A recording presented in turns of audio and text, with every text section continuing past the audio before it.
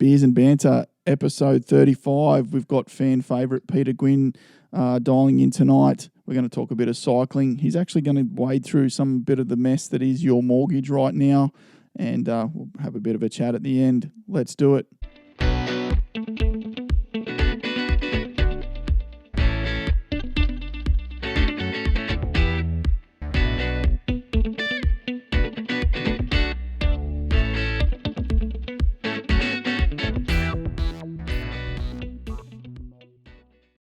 Peter Gwynne, welcome back to Beers and Banter. Hey, Matty. Yeah, good to be back, mate. Pity it's not there in the sweaty box, but anyway, it's good to have a chat. It is lonely here in the sweaty box, all on my own, but to be good social citizens right now, we've got to keep our distance. So really appreciate you dialing in for tonight's pod. No worries. No, happy to be here, mate. You've been pretty busy since we spoke to you last time. You've added another title, so we might talk about that in a little while. But generally, how are you finding the crazy world that we're in right now? Yeah, well, it's unknown.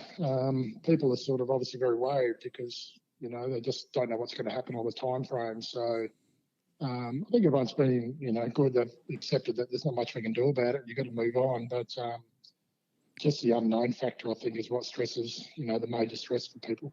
It feels like there was maybe a little bit of calm just in the last sort of 3 or 4 days that I know there's still people calling for the mass lockdown, which, I reckon I was one of those people a couple of weeks ago, but I feel like the government's doing an okay job at the moment.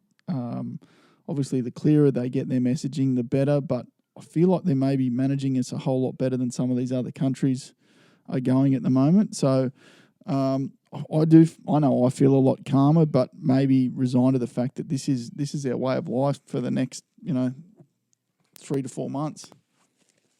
Yeah, definitely. I mean, they're getting some advice from a lot of very very knowledgeable and smart people. So they've got a very good team there. That's it's not just a few making the decision. So yeah, I'm quite comfortable with everything that's happened, and I think you need to look at the positives. There's other things that have come out of this that's, that'll be positives for people and society in general. So, yeah, hopefully we'll just come out the other side of it, and everyone will be okay.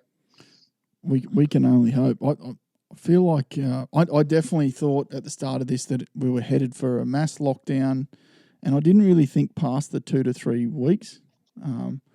That's probably because I'm not an expert on the economy or health. But I thought, we're in for a tough couple of weeks here. And then you start to realise that, no, maybe we're in for a tough year, and maybe the government's setting us up to get through the hardest bits.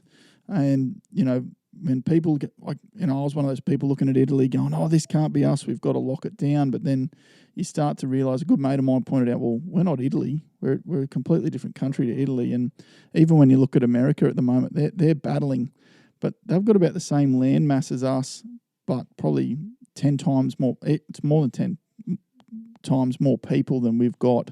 So that a lot of people living on top of each other, and certainly not the healthcare system that we've got. So, I think we're going all right, but I'll be interested to see how the next couple of weeks go.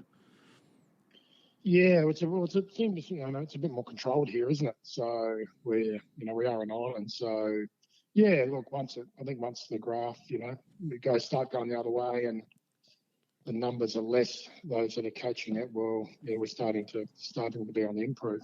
I did see a thing over the weekend too that we actually need a certain amount of percentage of the population to get it. Otherwise, it will just linger forever. So, no, that's interesting. It seems like they're sort of controlling that. They're not pulling the handbrake too quick on locking everyone in their houses, because they actually needed to spread at a steady rate so that they can manage those people, obviously with their healthcare system, but so that it gets far enough that we end up with a bit of a herd immunity. Now, I will, the usual disclaimer, folks, it's all bro facts and opinions here. There's no science behind this show, but I don't know. I feel a lot calmer than I did probably maybe a week or 2 weeks ago. Yeah, I mean, the major effects on the economy and people's mental health, I would say, how they're going to support their family. And so the virus in itself is one thing, but the economy and the ongoing effects of people losing work, etc. Is, that's the big worry for me. I can't imagine there's a household in Australia right now that's not just concerned or having to have that conversation with their manager about leave or workload or what's going to happen there. But I definitely feel like people are more concerned about that than the virus itself, even though that's probably a lot more serious than people originally thought as well. Yeah, no, definitely. No, that's right for sure. What we should probably do is we should probably tell people what your day job is, Pete, before we get into the cycling. Is it all right if we talk about that? Yeah, far away. So, I don't know, what's your official title? What's your official job description? Oh, we lost you. You there? Mortgage broker, yep. Did you say? Yeah, yep. Cool. So I guess that's probably one of the hottest topics in Australia right now is how do I pay my mortgage, or what are my options with my mortgage, or, whether you're a home owner or, you're a landlord or you're a renter. Renters are concerned, well, what happens if my landlord stops paying his mortgage? And, landlords are concerned, well, what happens when my renters stop paying their mortgage? And then if generally those that live in their home, well, what happens if I lose my job? Am I going to lose my home? Can you wade through some of the options that the average Australian's got in front of them right now? Like what are the banks doing, and what can people look at, realistically with their options right now? Yeah. So the government's worked closely with the banks to put some measures in place. So if anyone's under any stress whatsoever, there's some options. Initially, anyone with any mortgage, whether they've got one, two, or three for investment properties or owner-occupied properties, they can put their mortgage on hold for 3 to 6 months. So no repayments for three months initially, and then another 3 months. So after that, I think if it goes on longer than that, and there will be further measures in place put in by the government. But initially, you can stop your mortgage repayments for that period of time. There's no issues with your credit report or anything like that. You can just basically stop your mortgage repayments and then restart them in 3 or 6 months. So I'm just going to throw a disclaimer in there that people should seek their own financial advice. We're not giving financial advice here tonight. Pete's just trying to answer some questions and sort of help people know what their options are. But if you've got specific advice, you should seek appropriate help with that. The question I've got in regards to putting your mortgage on hold is that what happens to the interest there? Does that continue to compound? No, that gets added to the back of the mortgage, and the mortgage is extended for that period of time. Okay. So you still end up paying that back in the long run. But so it extends the loan term. So it doesn't actually compound on it, extends the loan term. So you pretty much put your loan term and your repayments off for 6 months. Okay. So, because again, a lot of misinformation online. I started to see, well, if you put your mortgage on hold for a couple of months, what sort of damage? I was thinking it was a lot bigger damage than the $9,000 that was on, say it was 3 months of $3,000 or something like that, that $9,000 would be your, it'd be compounded and you'd end up paying $100 or something like that. Is it? Yeah, no, it's not actually that. I mean, you still need to pay it back.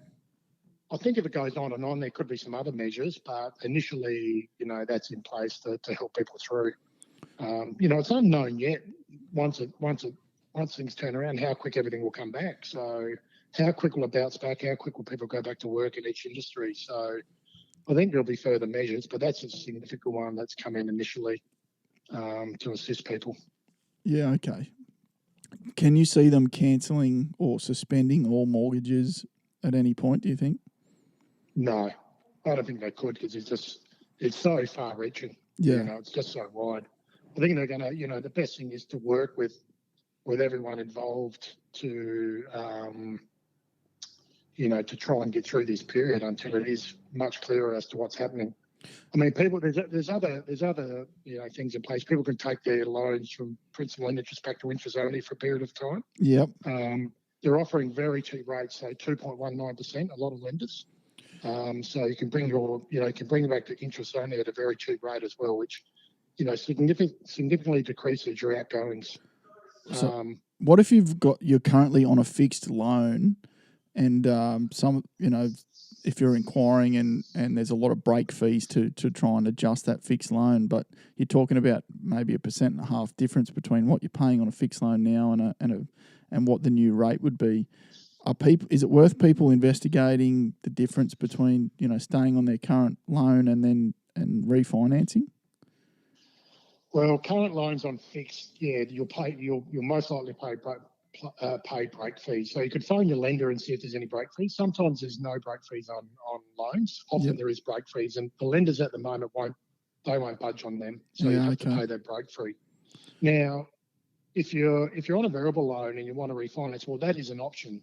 The only thing at the moment is you got to look at what industry you're in. So the lenders are going to look at your industry, look at what you do, and the big thing with future lending, you need to make a declaration that is there any changes going forward that's going to affect you paying this loan back. Now, if you're in an industry where there's some stress, well, you probably got to, there's not going to be a really good chance of getting that refinance. But there's still many people with jobs and working, so you could look at refinancing that loan down to a much cheaper rate if you wished. So they're going to be looking pretty hard at any applications at the moment and the viability of whether or not that person can pay it back. So it's not just a case of deciding, we're going to refinance and then actually find out, well, the bank doesn't want your loan anyway. Yeah, definitely. Well, we've got like 3 or 4 pilots going at the moment. So bang, they're straight away. They're finished, obviously. They're done. So that industry, everyone knows it's done. So they need to put that on hold till they come back to work, Yeah, that's tough. There's so many casual baristas and anyone in the tourism industry. So those sort of people have, there's some, there's so many industries that's been affected. So it would be very hard for those people to lend at the moment.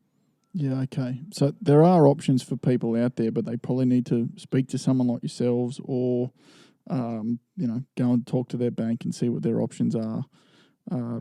Yeah, definitely. I mean, just at the moment, we're just speaking to, our clients really, a lot of, we're getting so many calls, and really it's just to say that, look, there is assistance here. Here's the things you can do initially to get, it's really step by step. Let's get to 3 months and let's see what's happening. All right, another 3 months, let's see what's happening there.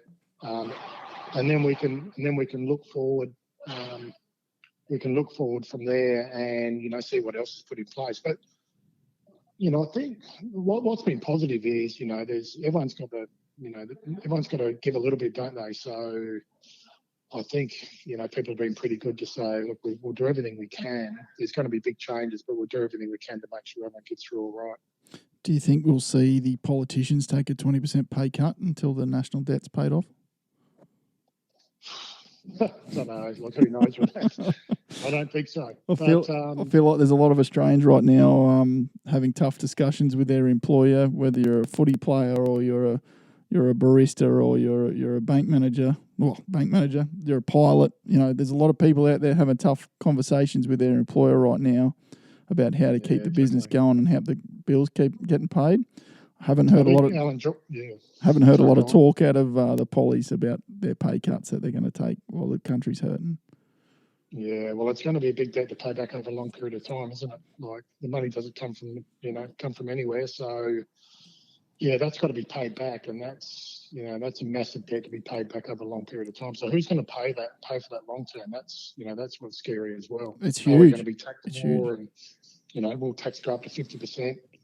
So yeah, for lower wage earners, you just don't know the implications going forward. I'm not saying they shouldn't be spending it and keeping everything going, but it's there's a lot of money being dished out at the moment, and all we've heard for the last 10 years is about how frugal they need to be, and how reckless previous governments were with their spending, and then all we've heard about is we can't have this huge national debt, and now we've got one that's going to be bigger than ever. So I'm interested to see how we're going to pay for that. I get it; it's got to happen. Does it potentially? I don't know. Without getting too political, it wrecks another argument. You know how we always hear about we can't do anything about climate change because it'll ruin the economy. Yeah, maybe now's the time. Yeah, the economy's ruined. Maybe it's time to switch to some more renewable practices. Well, so those are some of the good things whether climate change is real or not, there is no denying that globally, when we collectively do things together, you see a positive impact on the earth. I think that's Yeah, been one of the definitely. positives I've seen out of the last couple of weeks. I know there's some horrific things that have happened, but one of the positives would have to be that when humans take it a bit easy and kick back for a while, the earth starts Yeah. to breathe a little bit better. So I reckon that there's got to be some legs to it, that maybe now's the time to put some of those things in place while the economy's ruined anyway. Yeah, definitely. Yeah, I think there'll be some. I mean, there'll be some good lessons for our kids that come out of it, because we've led a bit of a calm life for 30, 40 years, haven't we? So it's been really, just an amazing sort of lifestyle. So Definitely, it's not bad at the definitely. moment, but yeah. I would say for the majority of my life, I was too young to really remember the last recession. But for the last 27, I think it's 27 years in a row, we've had growth. Is that right? We haven't had Yeah, 2 quarters I think of negative growth for 27 years. That's a long time. There's people that have lived their whole lives in a sort of basically a good economy. We had the global financial crisis, which, yep, it was tough, but it was nowhere near what we're probably going to see after this. And no, it's funny. I saw one of the boys post last night that kids around Australia are going to find out what a Devon and tomato sauce sandwich tastes like. yeah, it's true, isn't it? Well, I thought that was a bit Yeah, of a. I thought Devon was a luxury when I was a kid. I was pretty stoked when I got cheese with my Vegemite on a sandwich. yeah, They were the good days. I think that's the thing we're trying to drum into our kids at the moment, that they just can't have everything they want, and they're still talking about things like it's normal. It's like, no. You don't understand. This year is different. Things are not going to be the same as what they were last year, and yeah, everyone's just yeah. got to sort of take a big step back and think about what's a real priority at the moment.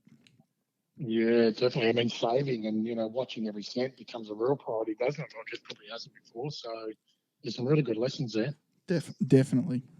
What about when it opens up, though, Matt? When it turns around, my thoughts are that people will come back strong and hard, and they're saying people won't travel. I think people will just go, all right, we've had 6 or 9 months of just being cooped up. I think people will fly back into business, fly back into what they were doing, and sort of let loose a bit. I think. I I think you'll see a lot of domestic travel. I think that confidence to head Yeah. overseas might take a little bit longer. What Yeah. what I am frothing on, we better see some big footy crowds at the back end of the year. Hopefully, we get some Oh, footy games at the back end of the year. But there's a lot of people online whinging at the moment about how much they miss their footy.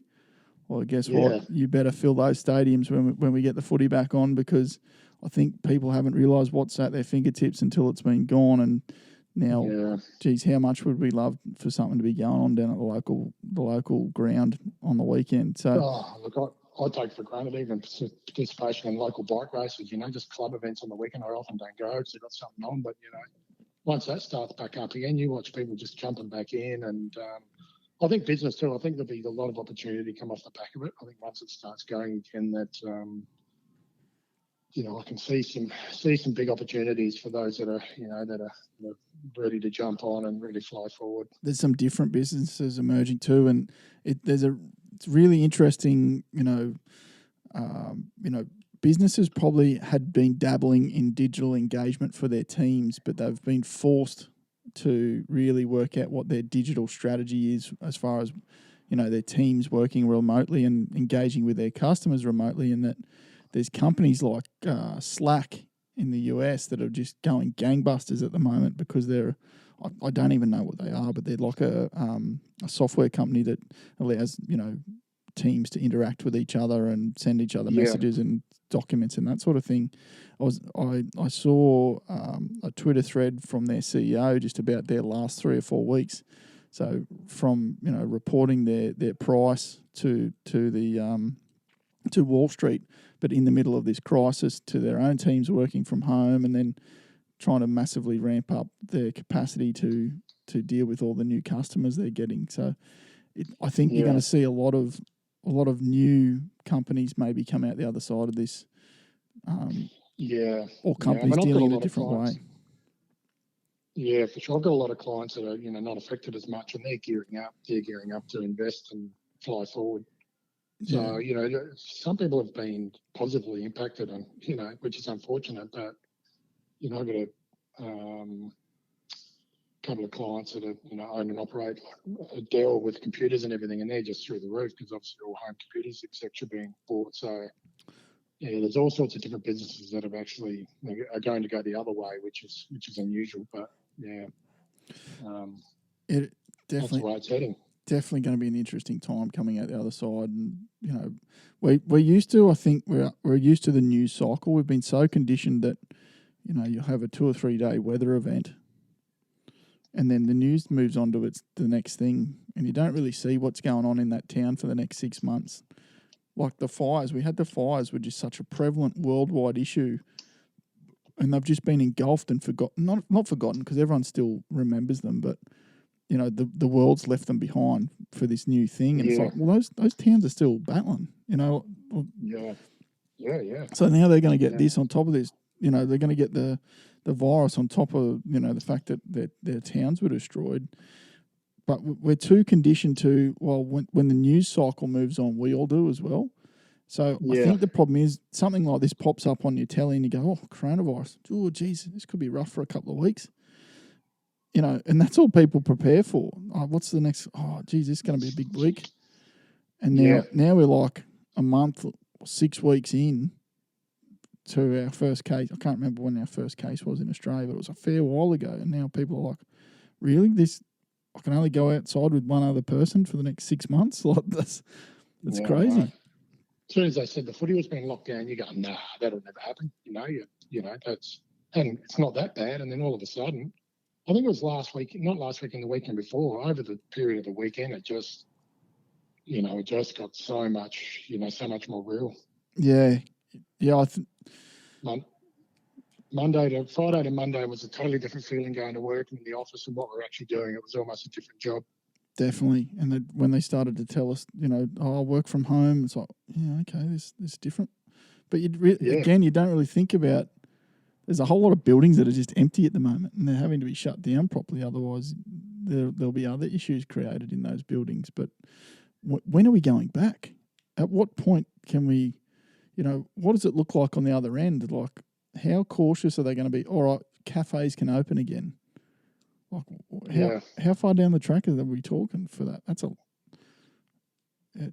crazy. Yeah, I know. Yeah. So that's the unknown. That's the hard bit for everyone. If everyone going right, we've got 3 months. Well, that's fine. You just go. You set the goal and you do it, don't you? But when it could be 6 or 9, or you just don't know. You don't know the end of it. Well, they start to look at events that are way into the year, and you think, how have you cancelled that already? It's months away, but there's not.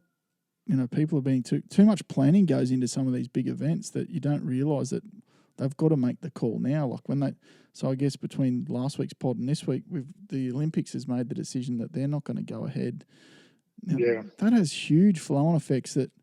That event is now trying to organise itself in the middle of what was there would already have been a calendar sorted for 2021 for a lot of the major sports, and how's that all going to fit in and logistics.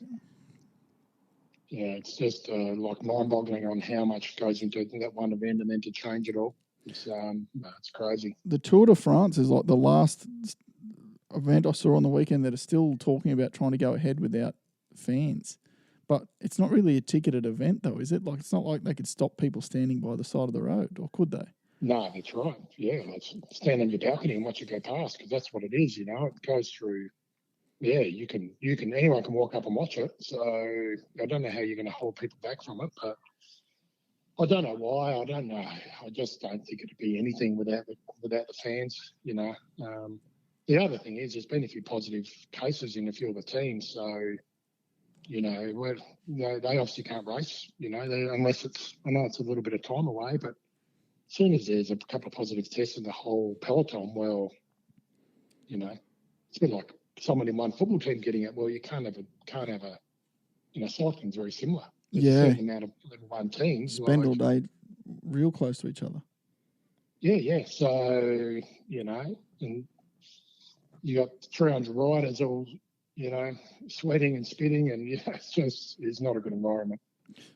So while we're on the cycling, What you've added a title to the cabinet since we spoke to you last. The 2019 national road time trial.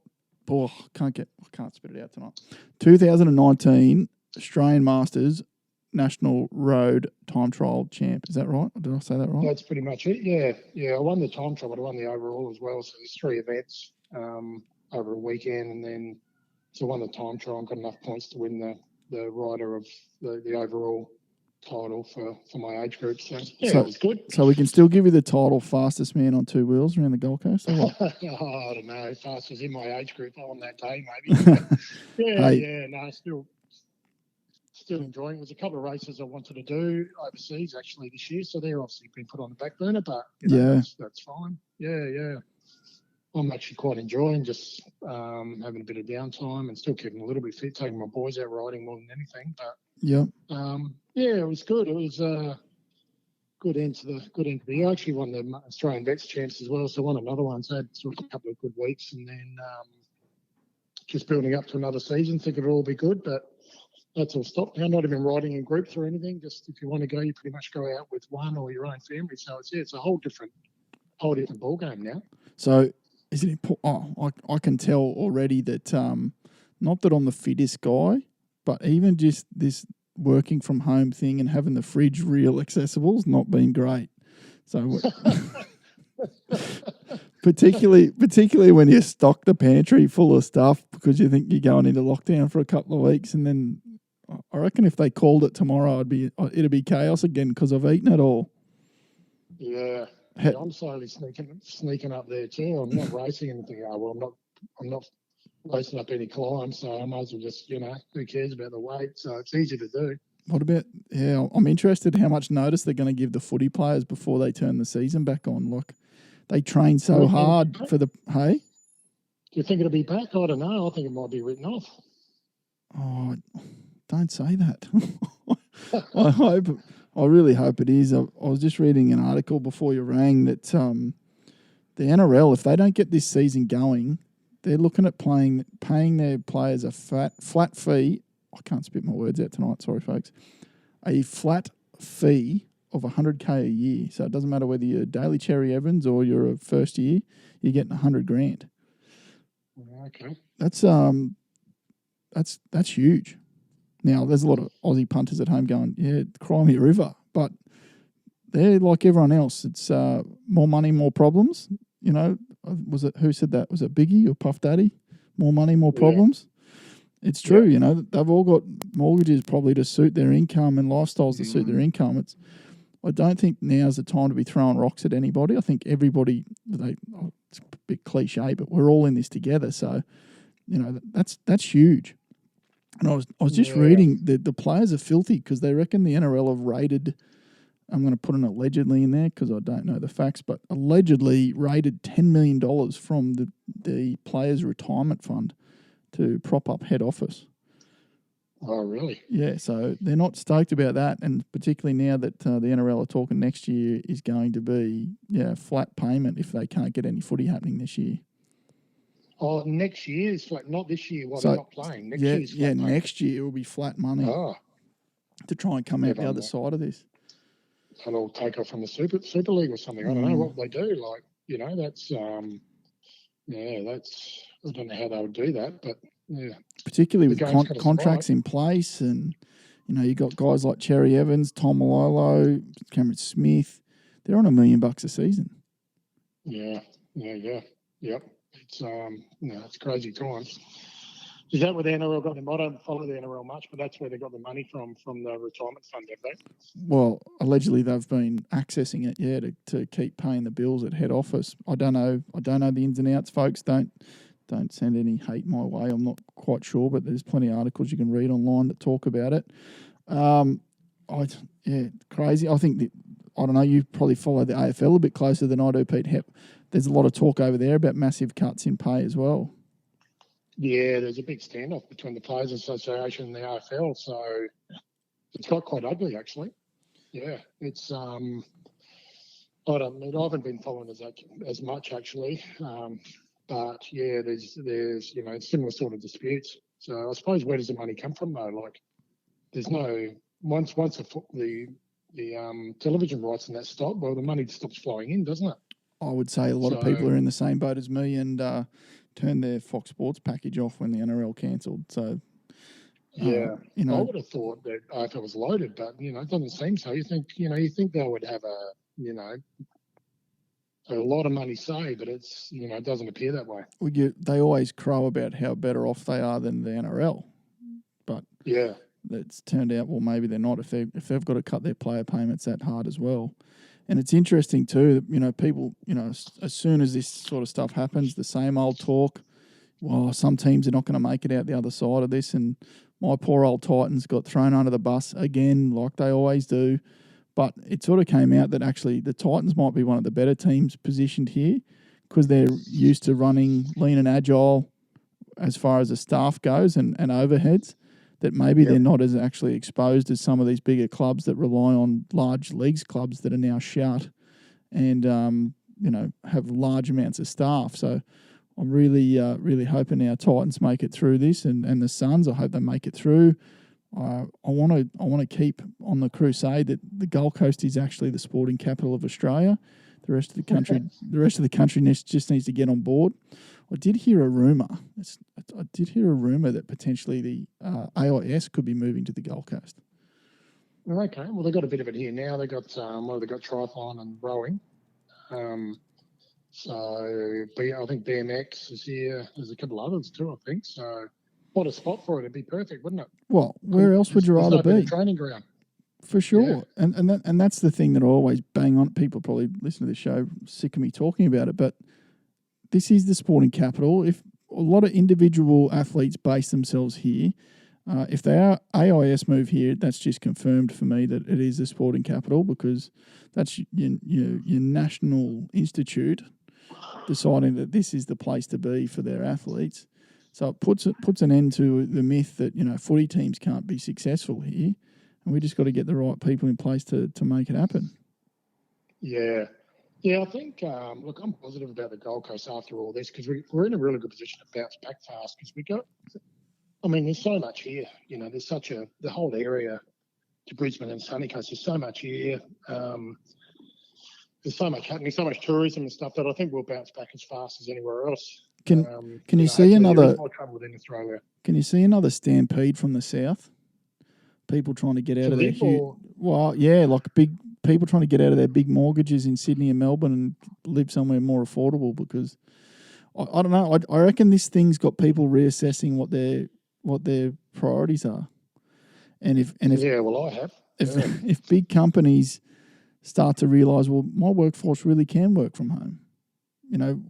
Why do people need to live in Sydney to work for some of these large corporates when the digital facilities are just as good? Or maybe not. I am definitely an advocate for offices. I think that there's certain efficiencies to be gained out of the remote experience, but I also know that in the week or two since we've all had to move out of the office, that I've missed that personal engagement, that human engagement, and that natural collaboration that happens when you're all sitting in the office.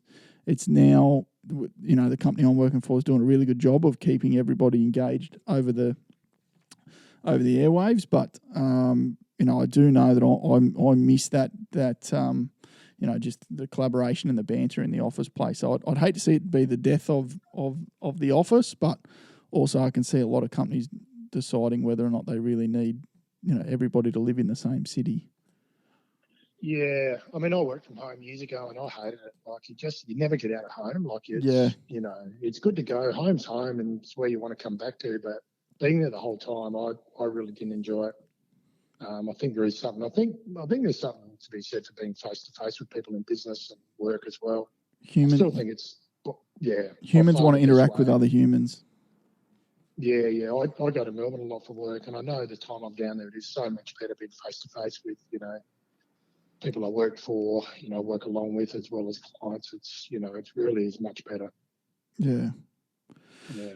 So. Well, Pete, I've really enjoyed having you on the pod. Thank you for calling in again. Can you let our listeners know where they can find your business if they want to, they've got some questions about their mortgage?